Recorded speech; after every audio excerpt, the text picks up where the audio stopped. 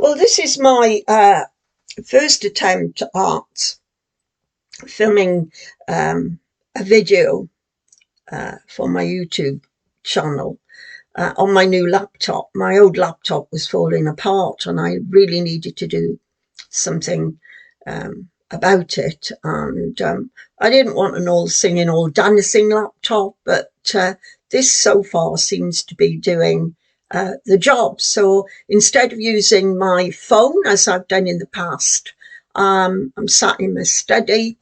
You can see that it is in the process of being sorted out. I've loads of books, not just in here, but in the garage as well. And my intention in the winter is to sell some of these books because some of them may be worth some money. The reason I'm posting today is because it is the day that the A-level results are being received by thousands of students in this country. And this day always brings back memories of the job I used to do for many, many years. I was a qualified careers advisor, postgraduate diploma in that after my first degree. And then I went on to be a senior careers advisor in local government in Leeds, in the education department there. And then for the longest period of time, I was an advisor at Leeds University. And it seems to not really do the sort of work justice in calling myself a careers advisor there, because I was involved in so many different links with employers on behalf of students.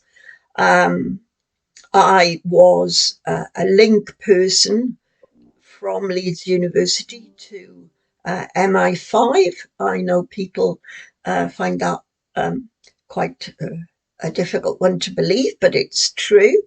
That was because I was partly assigned to look after the language students and their career opportunities beyond university.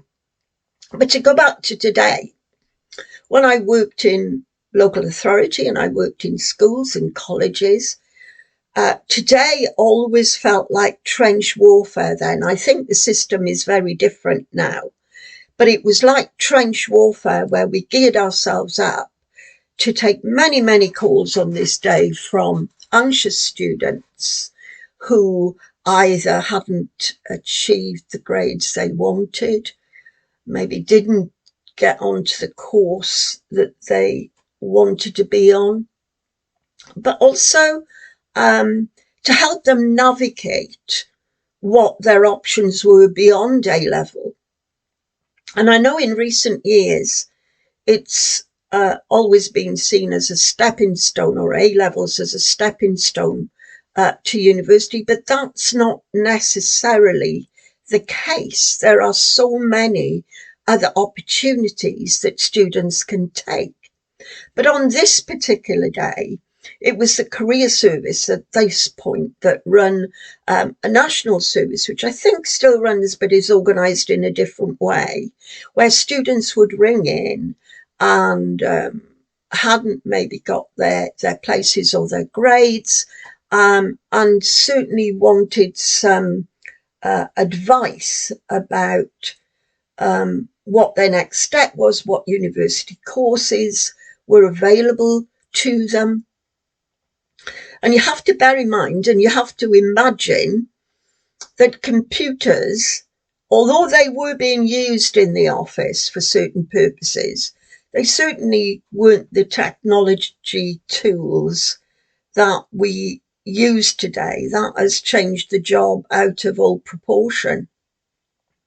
But we would be sit there on very much like a call centre, and dealing with many different universities, getting up-to-date picture of how many students they were looking for, what sort of grades you could negotiate on.